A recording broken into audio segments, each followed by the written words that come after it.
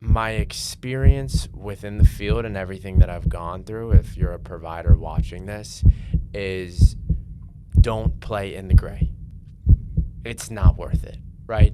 I'm getting the chills as I'm talking about it. I could speak on it now, but this is years of my life that led me to this exact moment that I'm so thankful for. One, because if I didn't go through that, I don't know if I'd be who I am today. Two, the relationships that I've built because of this, and most importantly, because my outlook on safety, compliance, and medicine was forever changed from that day. All right, welcome to Inside Out Med. We're gonna mix it up today. Let's talk about something a little serious, a little more closer to the heart. Like this kind of gets down to why we started this in the first place. Or why I'm even here, why we're even here. And I guess we'll take it from the beginning. My mom, she's been a provider, laser specialist, uh, facial specialist, so electrologist, etc. for like my whole life, 25 years now.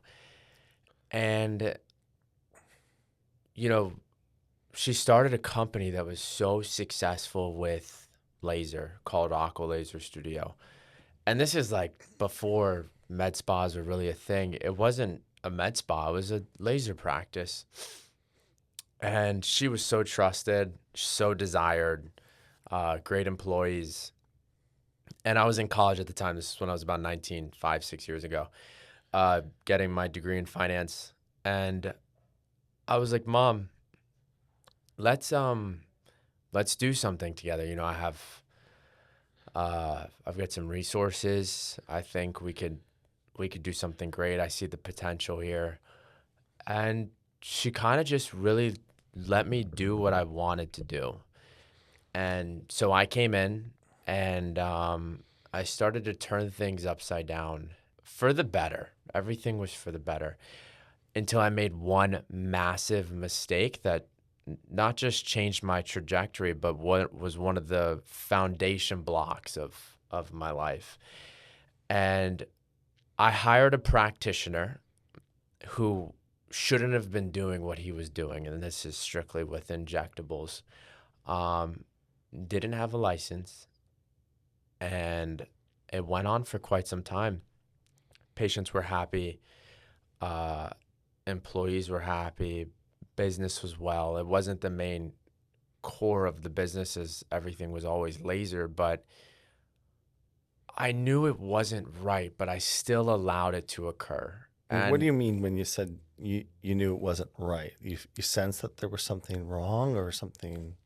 I sensed that there could be repercussions. I just didn't know how big they would be. Okay. And I still slept every night. I never thought the day would come, but the day did come where there was an inside stunt on someone who pretended to be a patient, and it led to arrest. He was arrested. My mom was arrested. I wasn't there in the office, turned myself in and was arrested. And I faced 5 accounts, which are felonies, of practicing medicine without a license. And this is years ago. And just like that, I destroyed my mom's company. You have a team of 10, 12 people that could potentially be out of work. You're so freaking trusted by the community, and it's just like gone in half a second. Hundreds of thousands of dollars in disputes, bank accounts negative, and like you don't even know what your next move is. And so um, I turned myself in. I was in a holding cell for a couple hours, and I came out, and it was everywhere. It's all over the news. It's all over the place, and I could barely breathe. And Like so it made the like mainstream media news. mainstream media, which Wow. obviously led to all the patient disputes and everything. And I, di- I didn't I didn't know what to do. Um, I was very, very suicidal. My best friends, I had my concealed. I still have my concealed. Well, I ended up getting it back, but it was taken away during all this. You know, my dear friends, they were so worried. They took all the guns out of my room. They took everything away from me. They had no idea what um, I might do. And I kind of just took one day at a time. And then we were approached to sell the business.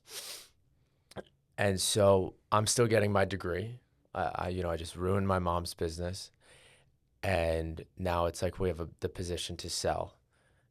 And so we did. So that's what we did. We sold. It was a very successful sale. It was an asset purchase agreement strictly for like intellectual property, et cetera. The whole company wasn't sold, just like the assets, not the equipment. And some guys bought it, and you know, I I, I was at the lowest of lows, right? Didn't know what the future held for me.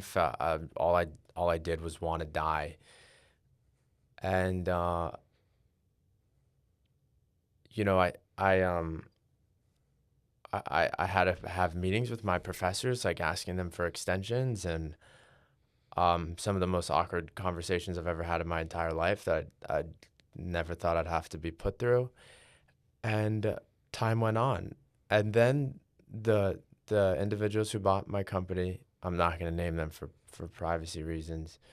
They were like, we should have you come back on. Like, you have some great ideas. I think it could be beneficial. So I did, and I was an employee then at that Were point. you were like kind of like operations manager or like office manager type I wouldn't role, or even. what It would you? was really just like office man. I wouldn't even give myself that title. I was just like kind of making sure things moved smoothly throughout the day. I would, they would ask me questions for insight, and I guess yeah, office manager, somewhat of an office manager, and things just started to go downhill, right? It's as we've talked about, where this is what episode 9, 10, 8, maybe at this point. It's very complex to run a medical practice, whether Hmm. it's a med spa, aesthetics, wellness. Like, there's a lot of Yeah, moving it's not parts. like most businesses out there. I would say it's probably on par with maybe a restaurant, Yeah. a large restaurant, Mm-hmm. which I think is very difficult to run. But keep on going. So they started, it started to take a downward slope, and keep in mind this is over months, like a year at this point, longer, and they're like, listen, we want to sell it back, and nothing's happened with my criminal charges yet, my mom's, because as the owners, you incur the liability of the entire everything that's going on, right? You have all the liability, and you could take stuff to trial and this and that, but like you don't want to do that necessarily. I mean, I guess you could, but we didn't. I knew of this, right? I was in the wrong. This was my fault. My mom had to deal with it because of it, and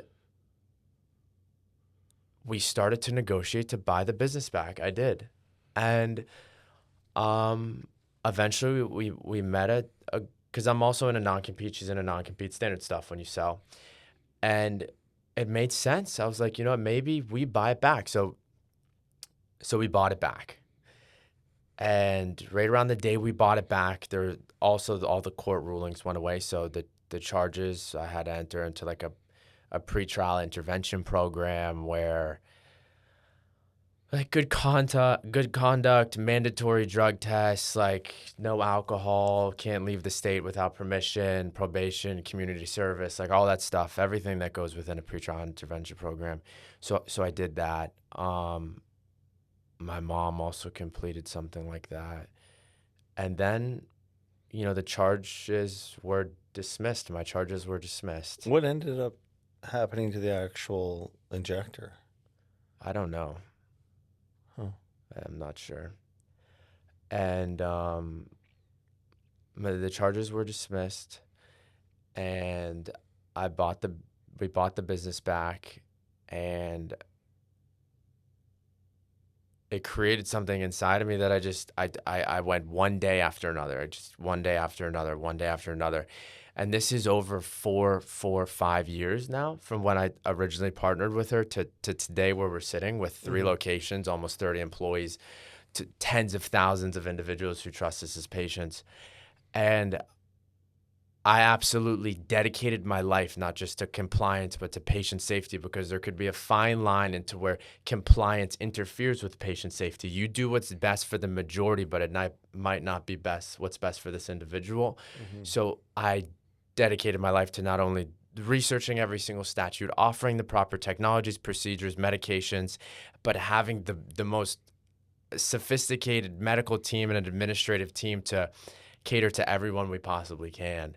And so I'm not a medical practitioner, right?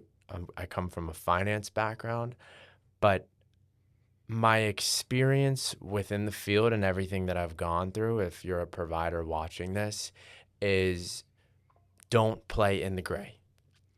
It's not worth it, right? You know, I'm getting the chills as I'm talking about it. I could speak on it now, but this is years of my life that led me to this exact moment that I'm so thankful for. One, because if I didn't go through that, I don't know if I'd be who I am today. Two, the relationships that I've built because of this. And most importantly, because my outlook on safety, compliance, and medicine was forever changed from that day. Mm-hmm. Yeah, I mean, I think there, especially in the practice of medicine and from a physician and perspective, a lot of doctors. I'm in a full sweat. I think a lot of doctors are primarily good. Most of them are primarily good people with good intentions, good morality. But it's not hard to get slightly dissuaded and practice slightly outside what are considered acceptable guidelines. And especially when you're running a business, you know, there may be ways to cut costs, etc., that could potentially impact, you know, patient safety or patient outcomes. But there's always that temptation to, you know, cut corners from especially when you see all these other practices or businesses that are very successful and they're pretty much operating completely in the gray and getting away with it year in and year out. And then you see that, like, why is this fair if I'm going to do everything by the book? And you have all these other entities not doing a single thing by the book and being rewarded for it. And my perspective and outlook on this was, well, as long as if I can assure that I have the best patient outcomes and I'm not going to be selling products or services that don't produce acceptable, you know, reasonable results for the patient, if I operate from that standpoint, I think it's hard to break any rules with that kind of mindset, and that's what I've done, and I think it's served me well. That, you know, may not be the most profitable business out there, but I know I have consistent outcomes, and if a patient does run into a problem, I'm there for them, like from start to finish. What about you know, because what's so common now, right, is non-medical professionals dipping into the health sector, right? Mm-hmm. No medical background, right? I have no medical background. The only medical knowledge I have is because of who I'm surrounded by. Yeah. These individuals are coming in to the industry and they can't dictate what's best for the patient. And that's when things start to get turned upside down, right? Yeah, it's purely profit-centered. It's purely profit-centered motive. And these companies and these, you know, how we talk about all these compliance concerns and online medication concerns is there's no more care in health. No more care in healthcare. Medicine isn't being treated like the practice of medicine or the practice of any of aesthetic treatments, regenerative health, etc. It's being treated as a dollar sign, right? And because of social media and stuff, it's certainly waded into the realm of hucksters and unscrupulous individuals. Um, and it's becoming more and more populated by that type of personality every day. Like you sent me an Instagram video today on GLP-1s, and some woman was talking about GLP-1s as if it was some kind of Isn't that crazy? love letter. It was the most ridiculous thing, but I mean, most people aren't calling these people out for like how ridiculous it they're is. attracted to it. It's People insane. People are attracted to it. What's crazy is that that's what grabs attention, right? You know, like when everything blew up, there was so much attention around it. It was beyond thankful to build everything back and gain all the trust again. We you know, the sleepless nights and et cetera. We don't have to dive into all that, but what seems to gain traction nowadays doesn't in the medical field doesn't correlate to medical knowledge. No, It correlates to like what's enticing. the more absurd, the more ridiculous. It's almost like it's become, you know, like It's hard to explain. It's honestly hard to explain. We had a patient come in the other day, and very rarely do I get involved unless it's like the administrative insight is needed. And she was upset. She was visibly upset with her neuromodulator appointment. And so I'm like, okay, like we'll make it right. Like I'm like, but she just walked in. She didn't have an appointment. And I was like, but we don't have anything. Like I physically can't get you in. The providers are back to back. I would have to pull them out of a procedure. It would interrupt that. Then there are other patients. They'd be running behind the whole rest of the day. It's just not fair. But we will make it right. And this woman looks at me and she was like, why? I can inject Botox. I could do it myself. It's that easy. I could just do it. And I'm like, well, when she said that, I'm like, this is what the industry has come to, you know, to where they think you don't need any medical knowledge to be performing these procedures. Well, and part of that is true. I mean, the barrier to entry for injecting Botox has become so ridiculously low. And it shouldn't I'm be. not saying that it's the most difficult science or difficult technique to perfect, but I mean, there should be a minimal level. But there's risks, right? You have risks of ptosis. Yeah, it's like anything. So, I mean, if you're a provider coming into this industry, right, you obtain your nurse practitioner license, PA license, whatever it may be.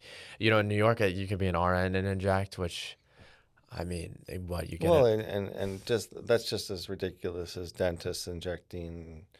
I mean, there's so many offshoots. Like the designation of PAs and nurse practitioners and dentists and CNRAs and all these kinds of offshoots, they weren't made to kind of like allow someone to skip medical school and have all the rights of a physician, but that's basically what's happened.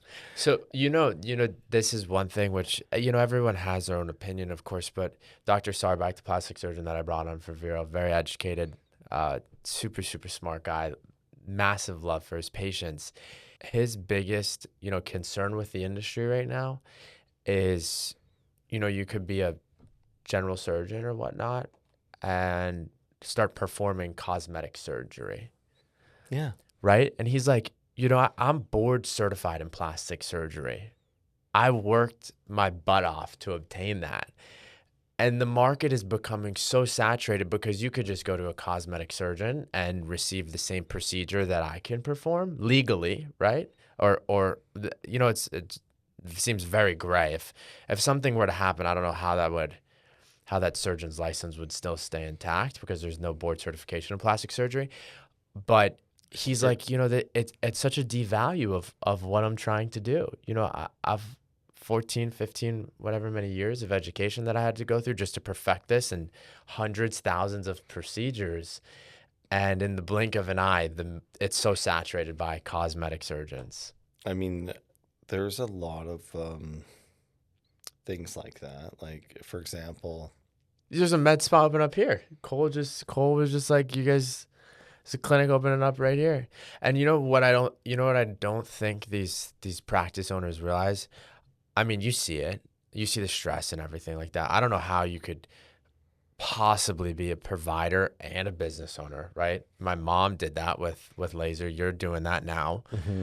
It's got to be exhausting. I mean, because the average week is an 80-hour week. So then to actually treat patients on top of that while you're trying to grow your business and provide proper care for patients, I mean, how do you even balance that? Well, in my case, you just don't put a lot of time and energy into marketing and, The you know, business. social media, like the patient acquisition side. You're really more of become a word of mouth type focused business, and you know, do the bare minimum to kind of promote yourself. And it should be Unfortunately, appreciated, yeah, though. I It mean, should. unfortunately, businesses that are extremely good at promoting themselves are not necessarily the best ones out there. You happen to provide a great combination of both, like extremely good patient care and an exceptional business model. So, but you know, Think about all of the legality that goes into providing one service, right? Let's talk about Botox for one minute because it's widely known, right? One, you need a business license. you need a healthcare clinical establishment permit. You need to have insurances in place. You need to have a McKesson, Henry Schein, some type of medical supply account created so you can get sterile medical supplies. Talk to me Hmm. about the supplies you actually use in a Botox procedure. Like, so you have a vial of Botox. What do you need to actually get it injected? You need bacteriostatic saline to Okay. reconstitute it with. You One need the item, needle, two the items, syringe that's required to do that, three and then items, after you do that, you need the syringe and needle to draw back the four or five solution for items. injection. Yeah. Yeah, and you need gauze. All the You sterility need components, sterility. gloves, etc., table Yeah, paper, all the and whole then you night. need a biomedical waste permit Why? Because to dispose hazardous. of sharps and Yeah. blood stained items like gauze or so. Now that's just within Botox, right? We Yeah, haven't even got into. Now, what about if something happens with the patient? What about the electronic health record of that hmm procedure being performed? The lot numbers, the expiration dates, the account with Allergan, since we're talking about Botox, hmm the liability perspective, right? What questions to ask the patient, right? Medical intake, knowing, having the understanding of what happens if a patient puts something on a piece of paper that I'm not familiar with? Do I have someone that I can go to that can give me more insight that's not ChatGPT, right? hmm Then the consents, the arbitration agreements, the hold harmless agreements, your refund policies, your photo video release consents, how are we taking before and afters? When should I see this patient back for follow up with this? So it's, typically 14 days. When is their next appointment? What happens if their treatment wasn't as effective? What do I do now? And this is just with Botox. hmm How many items are That on is a that lot, list? and then we're not even really getting into licensure requirements for None, the zero. We're not getting injector. to any licensure requirements because then here's the next thing, right? So in New York, I don't know all of the parameters that you need to be an RN to inject Botox, right? But in Florida, you have to be a nurse practitioner or PA. It's cut and dry. I think they're kind of changing it where you can be an RN and under direct supervision of a doctor, and the doctor, it has to be a doctor's standing order, right? Something of that nature. But then it's like, why isn't the doctor just doing it? Would they just want to stand there and watch? I Yeah, don't it know. doesn't make sense. Right. So then there's that case. But to the most ethical and the safest way to approach Botox, one, be a doctor, in my opinion, should be a DO or an MD. Because you could be a doctor of finance, a doctor of education, a doctor of dentistry, a doctor of Doctor of chiropractic, nursing. doctor of nursing. So you should be an MD or a DO, or you should be a nurse practitioner, a PA who specializes in it, right? And that's still just one. And then hold on, the the supervising relationship between the doctor, the practitioner, is it a continuous boundary of Broward County, Palm Beach County, St. Lucie County? Oh, not St. Lucie County. You have Martin County in between that, which is a little county. So then you have another. How many miles is it? What are the protocols put in place if something goes wrong?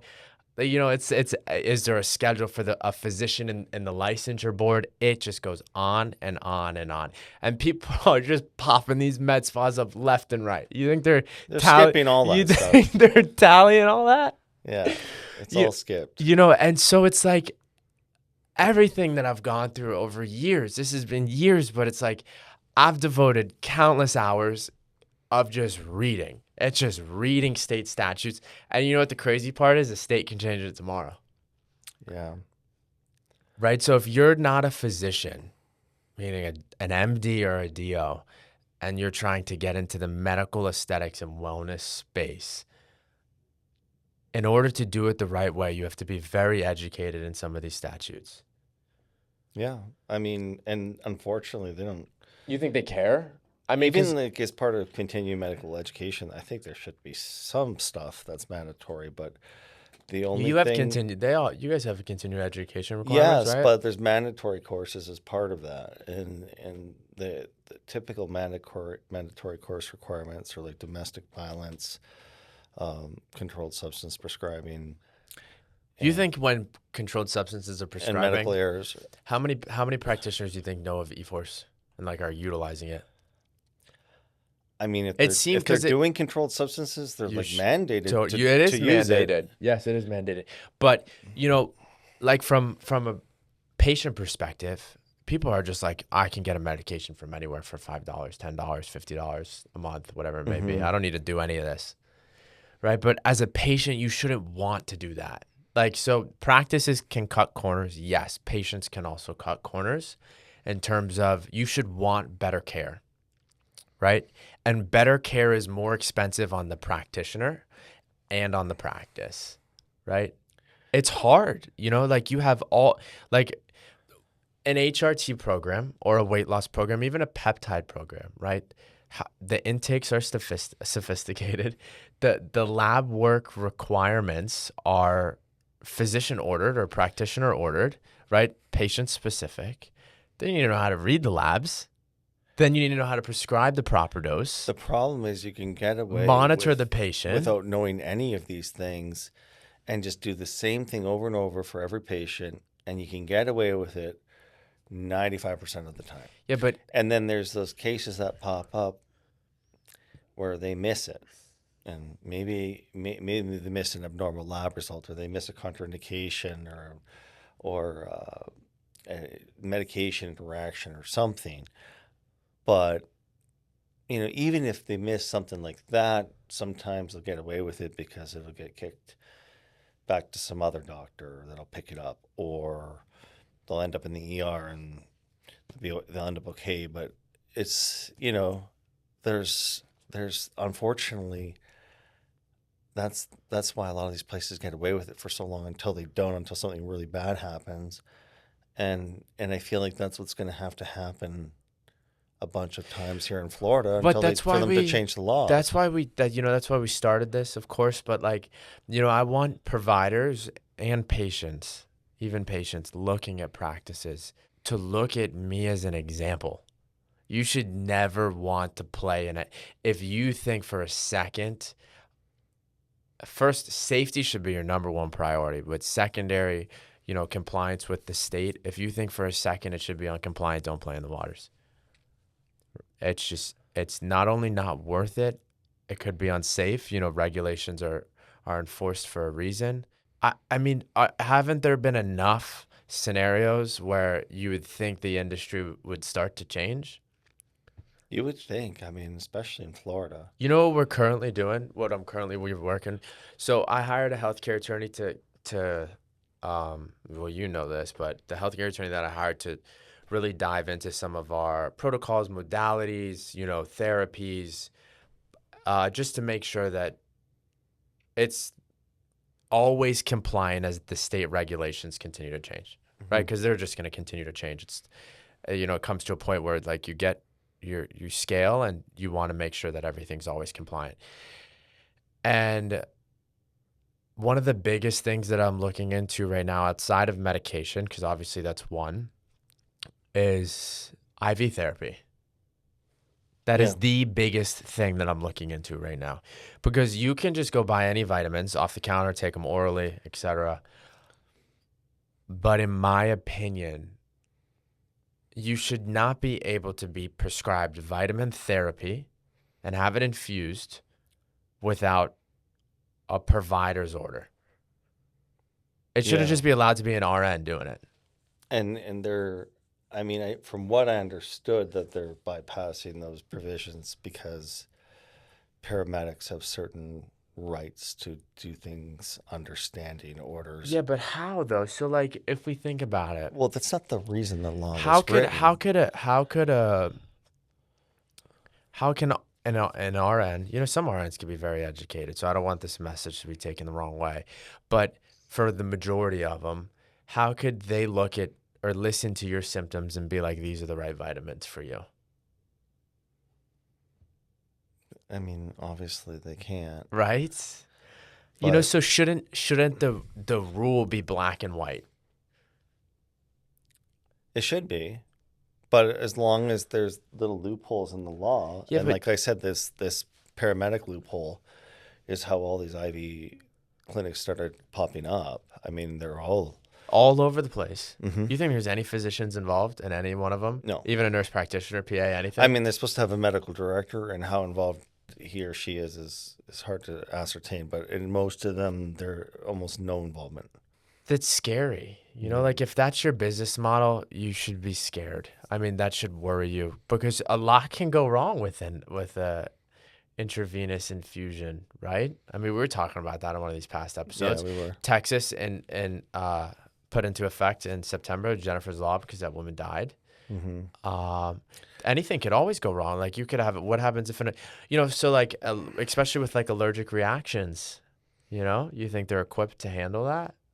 These mobile IV Yeah, stations? I mean, I would assume they are. They should have a crash cart and stuff. They should have a AICD, or AECD, but they don't most of the time. That Um, then the next sector directly correlating with vitamin therapy is weight loss therapy, hormone replacement therapy, peptide therapy. mm-hmm. And I have him diving into that for us, right? Because in my opinion, what's safest and most effective for the patient is a plan that's micromanaged by a provider, right? Mm-hmm. Because patients are going to listen to their provider, some are not, right? But you want to try and limit that. You want to try and limit the possibility of a provider or a patient being able to color outside the lines, Yes. right? Meaning injection error, draw up error, etc. And what I have him diving into is if you order from a 503B pharmacy, we kind of hit on this a little bit, can then the provider dispense correctly the amount of medication they think is most beneficial for the patient in terms of when they need to see them back again and label the medication appropriately? Yeah. Right? Because as of right now, it's go online, fill out 10 questions, medication shipped. Go online, fill out 10 questions, medication shipped. By the time it took me to just say that, I'm sure there was hundreds of scripts that were ordered with the 5 seconds it just took me to say that. Maybe even thousands. I mean, how many medications do you think are constantly being shipped with minimal provider oversight? Mm-hmm. I mean, with all the telemedicine websites and everything else, I mean, it's getting crazy. I told you what the state told the attorney What? with the inspections Oh, they don't have enough manpower to perform inspections right now. for dispensing practitioners. Mm-hmm. But if it's for that, it's going to be for a lot of things. Yes, it can't. It It's can't gonna just be for that. it's going to be probably all inspections of any type are going to be limited due to resource. Yeah, I mean, because there's only, so many people are taking those jobs, so only so many taxpayer dollars, right? So then it falls on the provider. And a lot of times, like, you're barely even talking with the provider. I know. It's sad. It used to be so the doctor-patient relationship was very close and personal, and now it's is like 3 or 4 degrees of separation. Why do you think that? Well, You think it's just because of ease of a access? culture, a You think it's just culture too of easy to get yeah, everything? a culture. The culture doesn't value doctor-patient relationship anymore. Doctors have been, negatively reinforced when they put a lot of time into patient care and patient follow-up. What do you They mean? make less money. What do you mean? Oh, is Yeah, that ever since from the time that Obamacare hit, and basically the doctors that put the correct amount of time into a patient encounter were not seeing enough patients a day to break even, basically. So it it has become like less and less involved with the patient doctor patient relationship, less time involved, and then with the advent of all these technologies and websites and telemedicine, then you have mid levels doing all the doctor patient stuff now, that are supposed to have doctor oversight, but they really don't. And then, Well, so like let's talk about it. This is a great example. I think one of the providers were prescribing a medication today.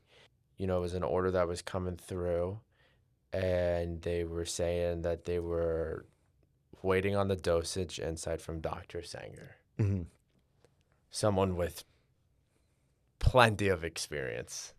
yeah, Still waiting on the dosage insight from Dr. Sanger, right? So I mean, like, how are these? And this is someone who is so smart and educated, still waiting on your insight.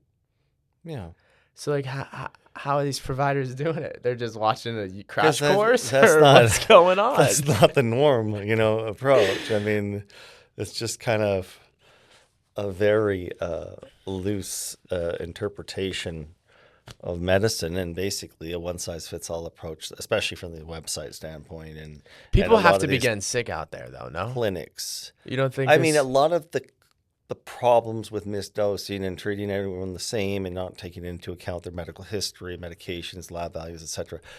It's typically something Biomarkers. that takes place over months to years before it becomes a real problem. And because the negative effects of that occur over a long period of time, whether it's like a slow change in your blood pressure, or that eventually results in cardiomegaly, or puts you at increased risk for a stroke. It's so far dissected from the time that you initiated therapy to the time where you have an adverse outcome. It almost becomes impossible to Correlate the prove. two. Well, could you Yeah. guys? You think there's a way to correlate the two? Well, there is, but still, it's going to be How long are such a we talking, confounded though? variable. It could be years. It could be months. It could be, someone was improperly dosed with such and such a medication, and they had already elevated blood pressure, etc. They already had cardiovascular risk, and they end up having a stroke or an aneurysm, etc., a ruptured aneurysm because of elevation of pressure. But even in those cases where there's close proximity, it's not good. You're not going to be held accountable because there's no way to prove it. So that's why it's like one of these things. I mean, you Do, could do be you, fairly careless and never suffer the ramifications of an adverse outcome yeah, but do you think the state? legally or The, even civilly. you think the state starts to enforce some of this stuff? I mean, like, how long did the opioid stuff go on for? Years, right? It Hmm. was a long time. How long was it Probably 10, 15 years. before they like cracked down and shut everyone down? I mean, I don't know, like from where it hit its peak, but it was probably a good 5 years of absolute insanity. And then they came in and Yeah. enforced, right? And I look at how many people had to die, right? Like we're talking like tens of thousands, hundreds of thousands of people. don't you think that they do something like that? Did they enforce on a national level? The thing is, when someone dies of an overdose, they pretty much died of an overdose. When when you have an adverse outcome because of a intersection of a whole bunch of different factors related to careless patient management, careless patient prescribing, etc., it's much harder to correlate, and that's why. That's the biggest problem right there. So like, people are dying from the opioid pandemic. They could singly outlie that that was the cause, right? You have people that are trying to anti-age, getting all these therapies, right, from Mm-hmm. all these different places, providers, whatever it may be, and the plan isn't monitored properly. Something comes about, but they can't correlate it to the medication, so it doesn't fall under that statistic of an And ever-growing source of it's not negligence. it's not that wellness medications or treatment plans come with increased inherent risk. Yeah, but you It's have. like What any about all medication the out there. peptides? All that you've Well, got. it's like any medication out there. If it's prescribed carelessly and not monitored properly, I mean, everyone in here has seen a drug commercial. I mean, look at all the side effects or adverse reactions you can have to any given medication. But because it's kind of the Wild West with wellness clinics, it's gotten a bad rap. Testosterone replacement's gotten a bad rap. Peptide therapy's gotten a bad rap. The FDA cracked down on it a couple of years ago really hard, but without a lot of data to do so, except just to say that, there wasn't enough human trials. Yeah, but they're doing it with the right. They're doing it with the right intentions, though. It's to put a stop Yes, but if to the it's like, unregulated clinics why not go to not craft instead of or just pharmacies. they're cracking down on the compounding pharmacies, Yeah, but they which get is reasonable, but how because many compounding? it's a Wild West, the compounding pharmacy Remember that? business too. Remember that? Like, let's talk for a second. Remember the one pharmacy you looked into? Yes. You know exactly who I'm talking about. And I was like, we need to look into this pharmacy before offering it to patients, and we need Yeah. to. And when it really came down to it, like, We did use them, even though they give yeah, us the but best price. yeah, I mean, but and they're a yes, licensed pharmacy. hold on though. But look at that. Look at what they were doing. Yeah. It was just how are you allowed to sell anything? Mind-boggling. How are you not? That should be criminal. It It is should- criminal. it should be criminal. I think it is criminal. It's just that everyone's getting away with it. I don't know how or Yeah, but that's why. not a good excuse. Just because everyone's doing it, I'm going to do it. That's not a good excuse. It's not a good excuse, It's but not it's a a good, reality. but it's not a good statement either, right? It's You going to shouldn't be just the reality follow until suit. there is repercussions. Yeah, but I mean, that's why we're here, right? That it shouldn't be the standard. Just because everyone else is doing it, you do it, right? And I think the patients will start to see that. I think they'll start to choose practices or providers like yourself and Refresh, and start to go to physicians and providers that care, that have an approach like that put a value on the time and the medical insight rather than the brand of the medication, right? Because people group testosterone, people group Botox, people group peptides. They don't correlate the time and the medical knowledge that goes into actually performing or providing those therapies. Well, and then you have the extreme, the people that are like carelessly prescribing a whole the large bulk of wellness medications. Which are what? I mean, all the hormone therapies, pellet therapies, injectable hormone therapies. Why don't you do pellets? The main reason is because a lot of people are unhappy with injection site issues.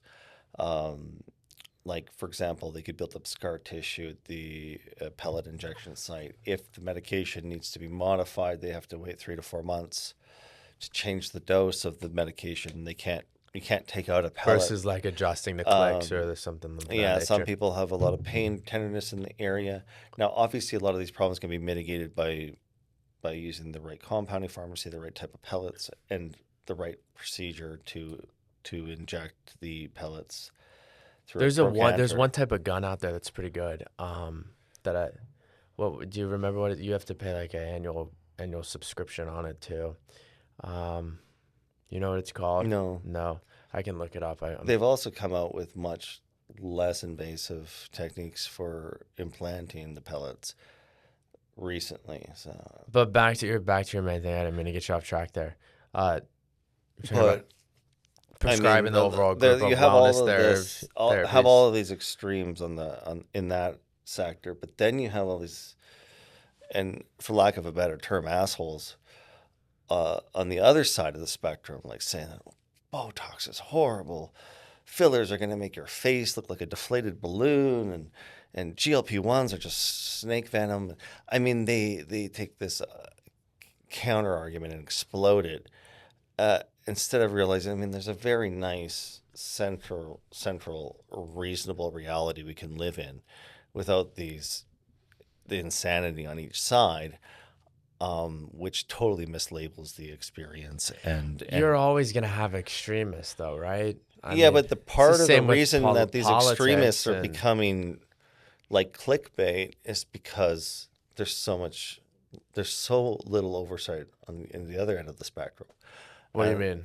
I mean, it's just everyone can get whatever they want at any time they want. You know what? You know, actually, with John, Dr. Sarback was telling me is that there's a thread out there for when you have a frick, I wish I remembered the name of it. When you have a surgery performed, um, when he comes on here, he'll talk about it. When you have a surgery performed, if you can't get in touch with your provider, you post to this thread, and then all 40,000 individuals in the in the thread come up with the medical conclusion of what they think you're going through. Isn't that insane? Isn't that insanity? Wow. Yeah. Right? So you've got all these previous patients that are all grouped in to here that are then going to give their knowledge. Their medical opinion. Yes. Yeah. I mean, that's the same as searching for anything on Google, basically. I mean, but think about it, right? You take an ablative CO2 procedure. I mean, you see the stuff we're doing, like face burnt off, right? Serious downtime. Mm-hmm. What would happen if that patient, that's why we have the 24/7 lines of communication and all this sort of stuff. But what would happen if that patient went to the hospital? How would an ER doctor treat that patient? Or how would the hospital treat that patient?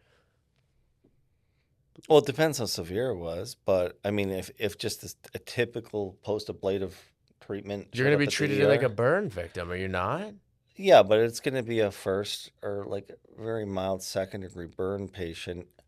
I mean, they're going to send you out. They're not going to keep you in the hospital for that. They're going to give you some wound care instructions, some dressing, ointments, and have you follow up with your primary care or a dermatologist as an outpatient. But the point of that is, I think it could be the improper approach for that patient, Of course, it could be. right? I mean, you like Could lead them down a rabbit hole too. Could yeah, scare them. or like what if they went to an urgent care?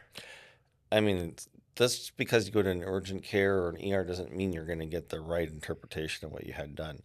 They might say, "Oh, you've been burned. You've been horribly scarred. You're going to have all these problems with your convalescence, and here's some antibiotics you really probably don't need, and here's some steroids." And so it there's some unfamiliarity with that realm of medicine in a typical like hospital setting as well. So depending on what provider you get, you might get the wrong advice if you go in subsequent to with a complication or just typical reaction from a basic laser procedure. I mean, there's a lot of downtime, but you've got to be prepared going into these procedures. It's so important. Mhm. CO2's changed a lot, though.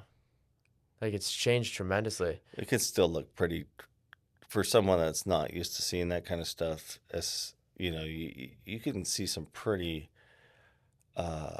severe recovery.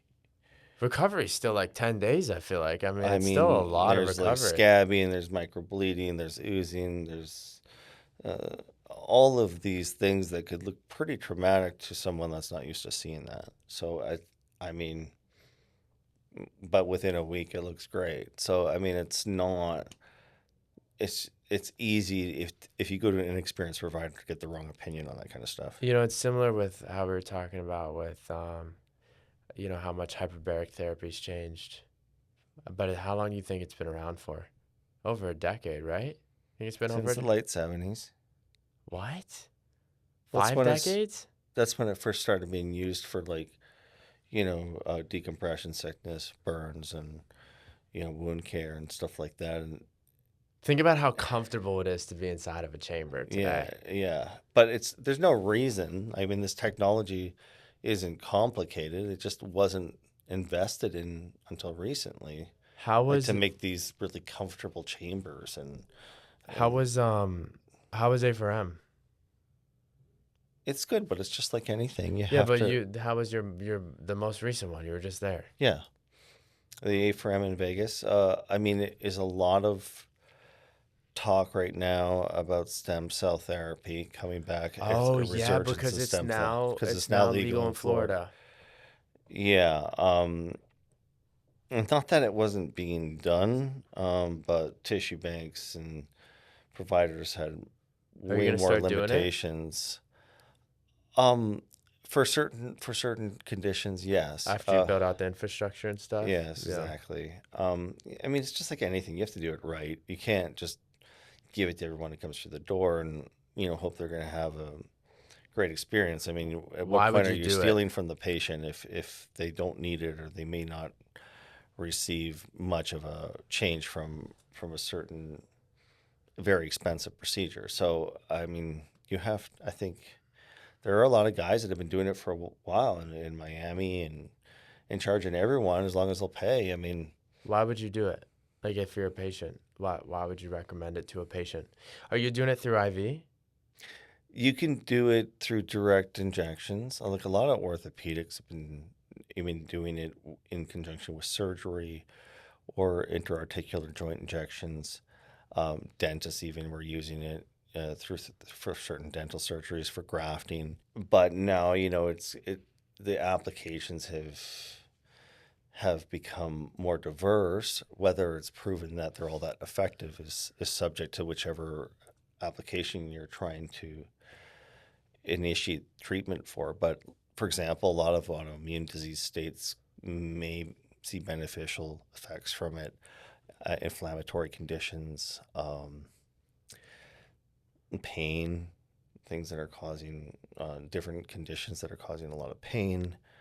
And there's been some studies recently for post-stroke patients, traumatic brain injury, um, and even some early studies progressing now with like dementia, early cognitive decline. What about from a wellness standpoint?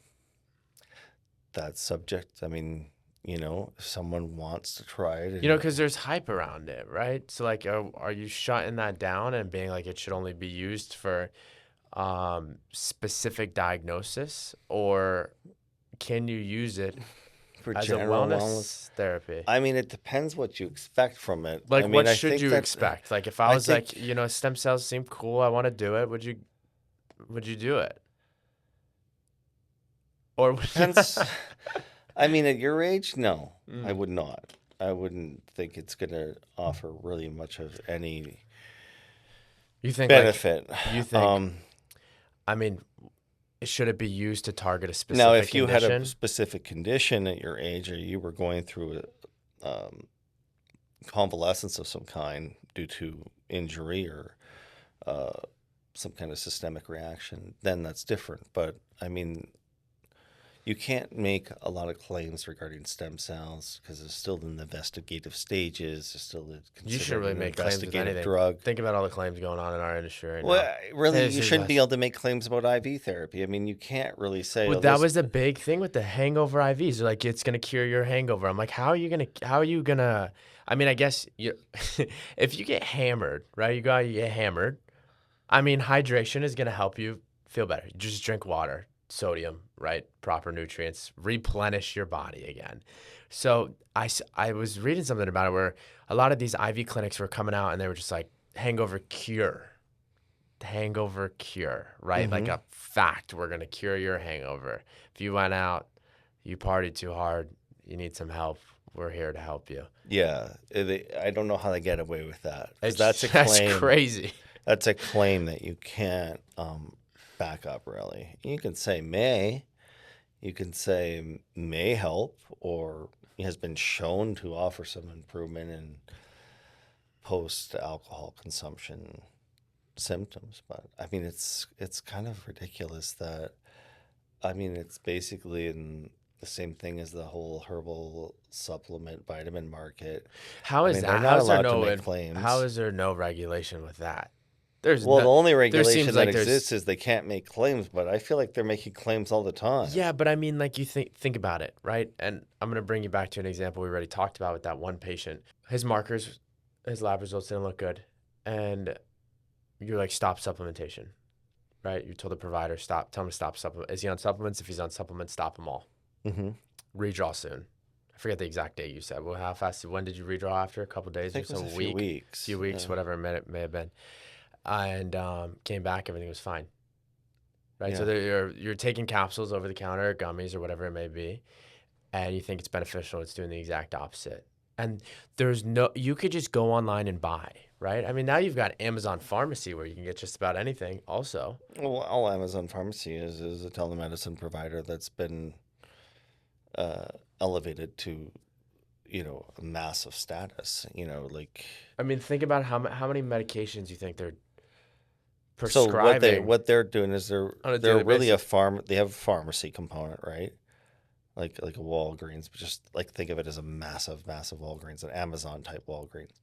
And then they have all these telemedicine providers. So you call up, you answer a few questions. I don't even know if they have to have a face-to-face conversation They or not. persuade the answers though. Like Of course they I've do. sat through one of these things. Like I've sat through it.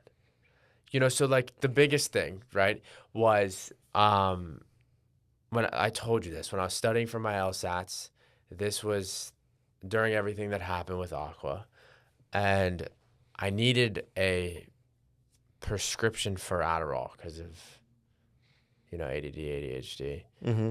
And I was like, I'm going to have to go through all this stuff, deal with everything.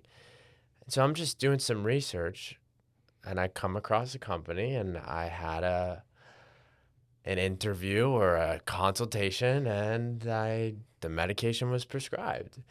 But the process of it, it's like the traffic school's a harder process than going through this to Oh get yeah, to and get we're a talking script. about Schedule 2 medication too, Yes. which is like the most difficult medication to prescribe. And it's like you could do this with they're like, you feel this way, right? That's the way the question is. And it's like, don't you think that someone from the state would go in, have one of these consultations, see the way that the questions are asked, shut them down? They might, but based on existing laws and criteria, they might be satisfying. What? What basic laws are on the books in that state? I mean, that's I mean, to shut someone down, you need outright, rejection of what they're doing versus how the law is so. written. Let's say they don't shut them down. Do you think because I guess that's extreme, right? Practicing medicine without a license, completely doing the exact opposite of what you're supposed to do. Let's say you're unknowingly compliant, and they send them, a correction letter, right? You've Mm-hmm. got to correct your business model because you're not doing it the proper way. This is the way it's supposed to be done. Mm-hmm. How many providers listen? How many Well, businesses in those listen? cases, I think they're under scrutiny, so they will listen. But I mean, or they'll fight it. Like a lot of these compounding pharmacies, instead of You know why they can they fight it though? You know why? Because you're making boatloads of money. They can hire the attorneys to fight it. Mm-hmm. That's why. I mean, how many orders do you think these compounding pharmacies are getting on a daily basis with telemedicine? A lot. Like They're tens. probably getting 1,000. Some of the bigger compounding pharmacies are doing over 1,000 scripts a day. Hallandale is definitely doing more. Well, now they probably are, yeah. They've got to be doing more. And they just brought their GLP-1 back. And you know how? No. How? By not changing anything What do except you- to call it flex dosing. What? Yeah, so So you think they you couldn't think an prescribe. attorney drafts all that and I gets don't know that who all comes up solidified? with this, but it's insanity. Like, I mean, they have but this is not we're not picking on Hollandale because No, every 'cause Hollandale's- compounding pharmacy is doing it. Hollandale's a good pharmacy. They're a great pharmacy. They're Very reputable. one of the better reputable ones out there. Regulated. They do the right thing. Not only that, but if you're a practice, you have like a dedicated coordinator, right? You can always get in touch with someone. If something's wrong, you can get in touch with someone, it's nice. I'm sure there's 100 million pharmacies out there that are not even close to as good as And they're Hallandale one of is. the more compliant ones, and that for that reason they took their tirzepatide and semaglutide off the market when the FDA, removed the Was it shortage, yeah, but it was all whatever. tied to like the Eli Lilly stuff and everything of that nature, right? Because they didn't want to like the who was in a big lawsuit with them? Strive, was it Strive? They didn't want to get sued and stuff. You know, there's Yeah, but it also had something to do with changing the shortage. You know, that it was no longer considered shortage medication yes. or drug on shortage. Yeah. Yeah. So then, but now like they can't really compete in the industry because literally every compounding pharmacy is back to making it. And so to become compliant with the current structure of the laws, well, they came up with this idea that sell the patient a vial, and they can change the dosing themselves. Well, so the provider, the vial, the patient prescribes it, or The so the provider provider provides buys it, but it's called the flex pharmacy dosing. sells it to the And provider. they The like provider kind of prescribes slightly it, change no? their dose. They might go once a week. They might go twice a week. They might. Yeah, but you how know, does that substitute anything? It doesn't. It's literally Yeah. the same exact thing. It's the same vial, the same dose, but they Yeah, just but are they say compounding it with it's something? flex Yeah, dosing. but are they're compounding it with something? No, it's the same It's exact done with compound. B12 or B6 or No, glycine? no. They just call it flex dosing. There's That no doesn't. other change. That's how Are ridiculous this you is. sure? I'm positive. I talked to them about it. That's You how know, because crazy it a is. lot of the compounding pharmacies, the way they're doing it is they're compounding it with another active ingredient, But right? even that isn't necessarily bypassing the restriction because it's still a patented medication right now. Yeah, but I don't Uh, think they're trying to bypass a statute or regulation with the state. I think they're trying to bypass a patent. That's what I think. yes, That's what they're but trying to do. this has to do with how you differ yourself from the pharmaceutical medication that's produced by Eli Lilly. So, for Well, example, with them, they have a pen, right? And the pen injects one dose each week, right? You can't really mess with the dose. which is the way it should be, though. But It this should, is or saying, like oh, we're different than them because now we allow the patient to change the dose each week. why? Why would why Because would you they're have? saying some patients might have too many Shouldn't side effects shouldn't with the one dose. provider do that though? Well, the provider can offer that kind of insight, but But then they they need still to be need able. the vial from Hollandale Yeah, to but do then it. they need to be a dispensing practitioner because then you're dispensing medication at that point. No, you're just giving them But a set of instructions on how to take it. Yeah, but if you give the set of instructions comes preset from the pharmacy, does it not? Prescribe. That's the prescribed method to do it. Not if it's no. If you prescribe a medication, you can prescribe it how you want it to be taken. Yeah, of course. And So you could say take as needed. you could write a whole Inject this much, this much, this much this week. If you feel like if you're having these You're just gonna symptoms, put a novel reduce. on the Yeah, label. yes, You're just gonna exactly. write a book on this little vial. That's crazy. And So you got to write it. You got to write flex dosing for so patient. this is the problem with everything, and There's a loophole. And this is why I think the most ethical way to do it is you establish a relationship with a manufacturer, 503B pharmacy that manufactures a medication.